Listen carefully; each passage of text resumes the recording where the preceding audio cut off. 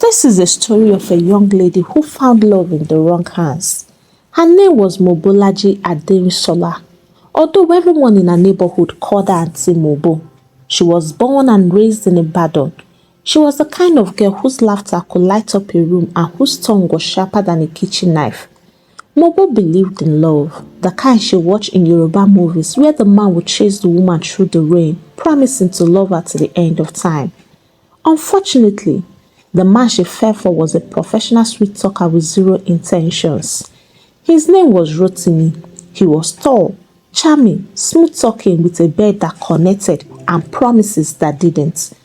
Mobolaji was in her final year at the Polytechnic when she got pregnant. Rotimi was the same man who once told her, "Even if the world turns against you, I will be your entire universe." The moment she told him she missed her period, he disappeared like electricity during a thunderstorm. Mobo was shattered, but we all know that heartbreak doesn't pause pregnancy. So with her belly growing and her dreams shrinking, she faced life completely alone. She moved to Mushin after her graduation. She gave birth to a handsome baby boy and named him Ife Oluwa, meaning God's love, because in the middle of all her pain, she still felt God's mercy. From the very beginning, Mobo wore many hats. She was a mother, a father, a provider and a protector, just name it. She started selling thrift clothes, aka Okrika, and somehow managed to raise a polite and intelligent son. She had zero patience for nonsense coming from teachers, neighbors or so-called uncles who came saying, "I just want to check on you," because she had deleted the love app and blocked the developer. Years later, when Ifoluwa was about 10, a man tried to wiggle his way into Mobo's heart again. His name was Adebanjo. He came with flattery. "I don't mind that you have a child. In fact, I love boys. I can be like a father to him." Mobo smiled politely and said, "That's wonderful. Let's start with this term school fees." At the mention of school fees, Adebanjo vanished like thin air. Despite everything, Mobo raised Ifoluwa with a kind of fierce, selfless love that no man had ever shown her. When he fell sick with malaria, she stayed awake for nights, checking on him and whispering, "God, do not allow this boy to go. He's all I have.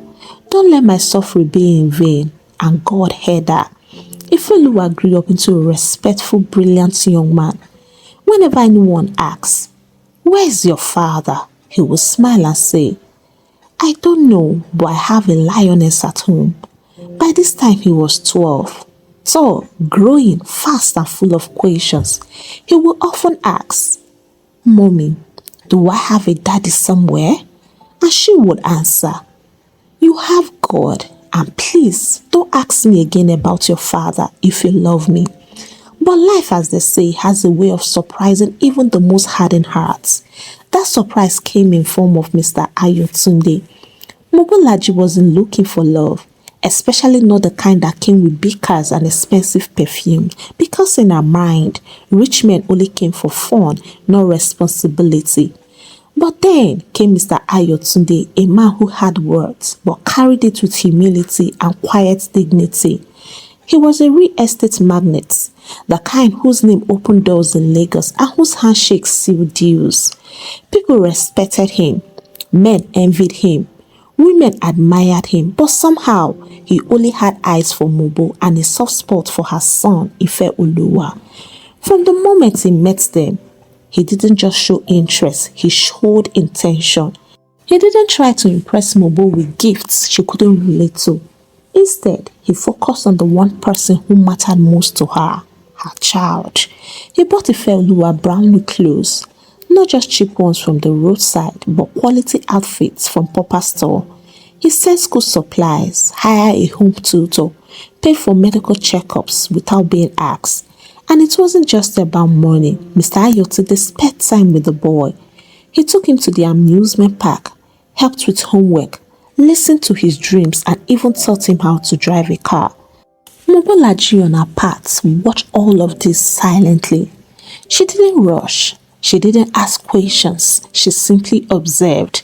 And over time, her heart softened. Not because she was lonely, but because she saw how this man loved her son more than the way he chased her. He treated Ifoluwa like his own blood, like the heir to his legacy. People began to whisper, "He's doing too much," but Mobo would shrug and say, "He's only doing what a real father should do." She didn't find it suspicious, not even for 1 second. After all, she told herself one night, "My child is a boy. What's wrong with a man loving a boy who reminds him of his youth?" In her mind, there was no threat, only comfort. So when Ayotundi finally asked her to marry him, she didn't hesitate. Not because of the wealth, not because of the status, but because he had loved her son deeply, sincerely and consistently. And to her, that was the only kind of love worth trusting. He didn't go down on one knee. He didn't bring roses or musicians. He just said, "Mobolaji, I know you have been through a lot and I'm not trying to face you. I just want to love you and your son the way you both deserve to be loved." She stared at him for a long moment. Then she replied, "You already do. And honestly, the way you love Ifoluwa, even if you don't love me as much, I don't mind. That boy is my world. Anyone who loves him loves me too." He smiled. "Funny thing is, sometimes I feel like I love him even more than you do." And she laughed hard. "Good. He's a boy. That's his birthright. Love him like your own and I'm yours." And just like that, Mobolaji's heart reopened. She didn't dream of a big wedding, but Ayotundi made sure she had one. It wasn't noisy or flamboyant, but it was elegant and classy. Everything was perfectly planned, from the designer dress he picked for her to the live band he flew in from Ibadan to the brand new Prado Jeep he handed her as a wedding gift. People clapped. Neighbors admired. Her son Ifoluwa stood beside her proudly, beaming in his white abada. She looked around and whispered in her heart, "Finally, God has remembered me." Soon after the wedding, Ayotundi surprised her again. He handed her a brown envelope one morning at breakfast and said with a calm smile, "Go check this address. It is yours now." She went there and couldn't believe her eyes. A big, well-stocked fashion boutique in the highbrow area of Lagos. It was furnished, equipped and ready for business. Mobolaji was overwhelmed with gratitude. "You did all of this for me?" "Yes," he replied, "because I want you to stay busy. You have worked too hard under the sun. Now enjoy yourself." She thanked him immensely and began business. Before 6 months, she became really busy. But what she didn't know was that while she was busy chasing deliveries, managing staff, attending to customers and ordering stock, her husband was gradually creating more private time with her son. He often volunteered to pick Ifoluwa from school. Sometimes he would say, "Let the boy stay home today, he needs to rest." Other times he would say, "I will supervise his online classes, you go handle the shop." Mobolaji, trusting and grateful, never questioned it. She thought she had struck gold. She believed God had finally blessed her with not just a husband, but a father figure for her child. She didn't know that her blessing was quietly becoming a trap. For a long time, she thought she was living in answered prayers. Her shop was thriving. Her husband was still kind and supportive, and her son never lacked anything. His school fees were paid ahead of time. He had new clothes every term and pocket money that left the other boys in class whispering in envy. But beneath all that comfort, something silent was rotting. Ifeoluwa, her once lively, talkative boy, began to change. He stopped laughing as often. He avoided eye contact. He no longer ran to hug her when she came home from the shop. His drawings, which once featured superheroes and footballers, started showing dark shadows and crooked houses. But Mobolaji didn't notice, or maybe she was too tired to see. The boutique business was demanding, and Ayotundi kept encouraging her to expand. More deliveries, more work, and more time away from home. Every now and then she would ask her son, "Ife, are you okay?" and he will nod quickly. Yes, mommy, I am. Then Ayotundi will step in with a big grin and say, he's just growing. Boys behave like that sometimes. She would smile, grateful for a man who seemed so involved. She didn't know her son had been trained to lie with silence and bought into shame with crisp naira notes. Each time Ayotunde gave him money, he would add a warning with a warm smile. This is just between us, okay? You are my special boy. If your mommy finds out, she would think you have done something wrong. And Ifoluwa believed it. He didn't know how to speak the pain in his heart. He didn't even know what words to use. All he knew was that the man his mother trusted, the man who hugged her every morning and said prayers over her day, was not who he appeared to be when they were alone. And so he kept quiet, and Mobolaji remained blind. Months later, she had traveled to Abeokuta for a business seminar. Ayotunde had encouraged her to go, even paid for her hotel and driver. You deserve to grow, my love, he said with that soft smile she used to find reassuring. I will watch Ifoluwa. Just focus on your expansion plans. She was grateful and she left in peace. But on the third day, the speaker at the seminar cancelled unexpectedly. With nothing else holding her, she decided to return home early just to surprise her family. The journey back home was smooth. She was excited. She imagined how shocked they would be and how Ifoluwa would jump into her arms the moment he saw her, but nothing could have prepared her for the scene that welcomed her. She opened the door quietly, tiptoeing like a girl in love. The living room was quiet. Then she heard voices coming from her son's room. A man's voice, a soft whimper and laughter that felt too out of place. She pushed the door gently and her whole world collapsed in one breath. There was her husband, Ayotundi, in the most horrible and unthinkable act with the child she had fought the war for. Her Ifoluwa, her baby. For a moment, her legs gave way. Her bag dropped from her hand. She didn't scream. She just couldn't. The sound got trapped in her throat. She couldn't believe what her eyes saw. The man jumped. The boy called up and started crying, shaking and broken. Mobolaji staggered backward. She ran into the kitchen and collapsed beside the fridge. The pain in her chest felt like her heart was being carved out slowly. She wanted to run to the police. She wanted to scream, tear her clothes, alert the neighbors. But Ayotunde came out, calmly zipping his trousers like nothing had happened. You will ruin your life if you talk, he said coldly. No one will believe you. Who do you think the police will believe? A wealthy, respected man or a woman like you? Mobolaji looked into his eyes, and for the first time, she saw the devil in human form. That night, she didn't sleep. She lay beside her son, holding him tightly as tears rolled down silently. She whispered, I am so sorry. I didn't know. I didn't know the man I got married to is the devil himself. By morning, she knew what she had to do, not with noise, not with panic, but with wisdom. She greeted Ayotundi, and then she said, let's pretend that what happened yesterday was a mistake. I told my son to package it and trash it into a waste bin. That's my baby girl, Ayotundi said and hugged her. She told him that she needed to go restock the boutique that her suppliers had just called. Then she took Ifoluwa and disappeared. They were far away now. Mobolaji had taken her son to stay with her in a quiet apartment. No noise, no cameras, no Ayotunde, just time to breathe. That night after dinner, she turned to her son.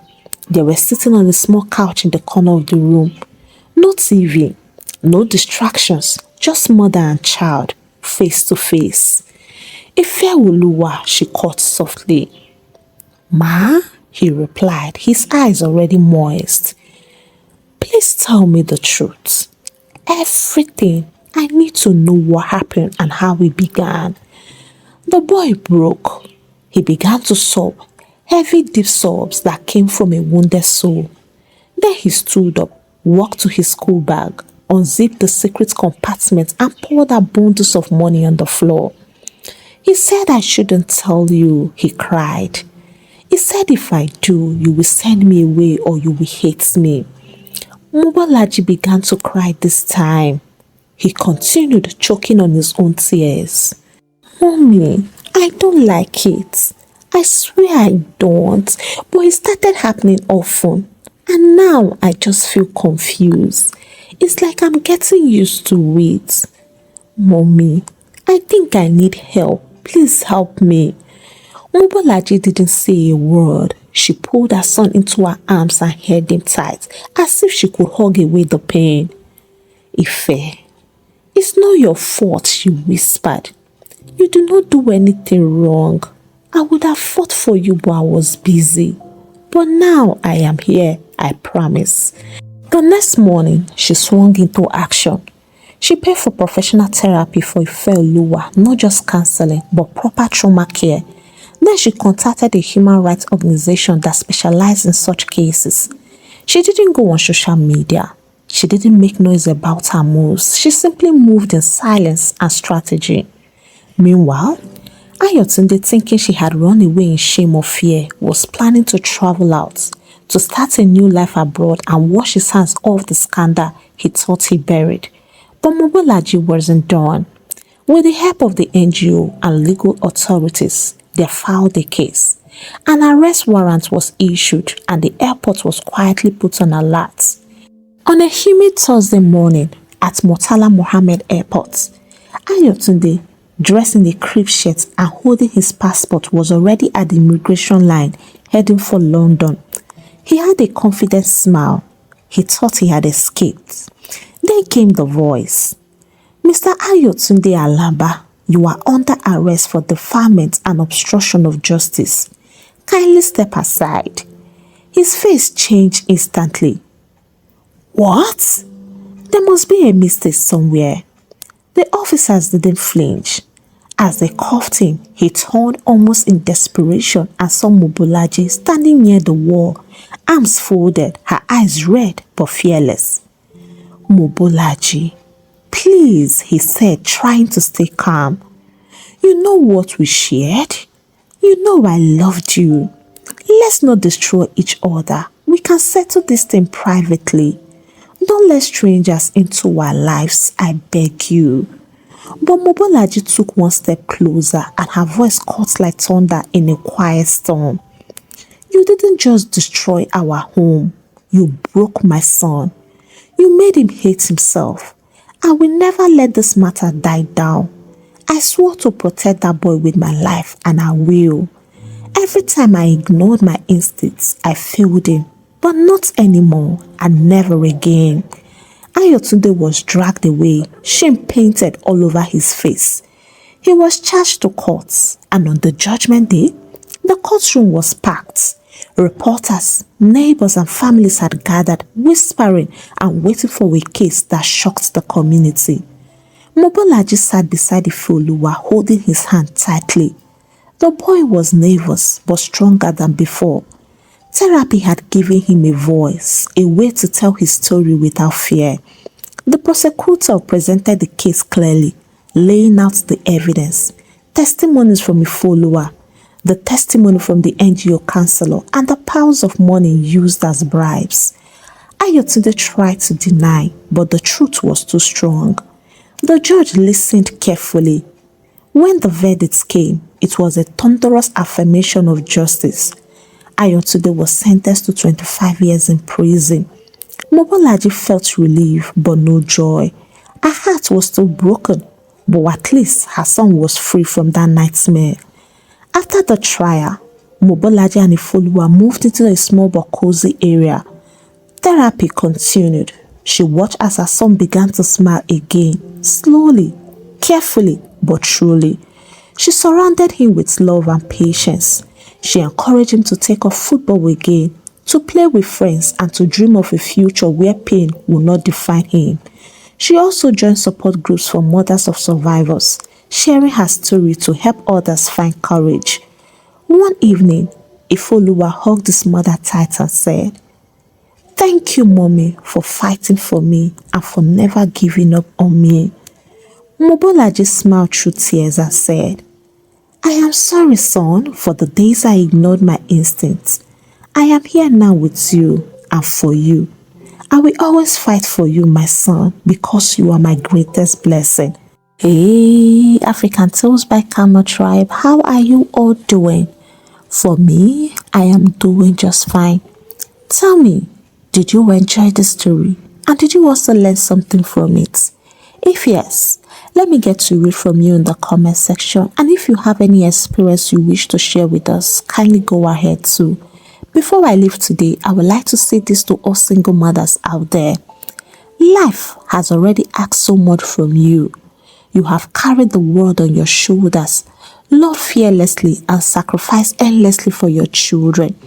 But as you open your hearts to love again, please be wise and watch closely who you marry. You see, abuse, especially in children, it is a silent enemy that doesn't care about gender, wealth or status. It hides behind smiles, kindness and gifts. Sometimes it lives right under your roofs, in the people that you trust most. Protect your children fiercely, not just with love but with vigilance. Listen when they are silent. Watch when they withdraw and ask when something feels wrong. Please, never be afraid to expose the truth, no matter how hard or painful it is. Your courage can save a child's life. Justice may be slow, but your voice and your action matter. Remember, protecting your child is your strongest power. So stay strong, stay vigilant, and protect your children. On this note, I sign out from today's story. Please give the story a thumbs up and do not forget to share out to your loved ones. If you have not subscribed to this channel, kindly punch on that subscribe button so that you can join the Kama tribe. And if you enjoy what Kama is doing and you wish to support me in any way, kindly use the link on my bio or the link on the description of this video to buy me coffee. You can as well buy me super things. And until I bring another exciting story your way, it's a goodbye from here, and God bless you.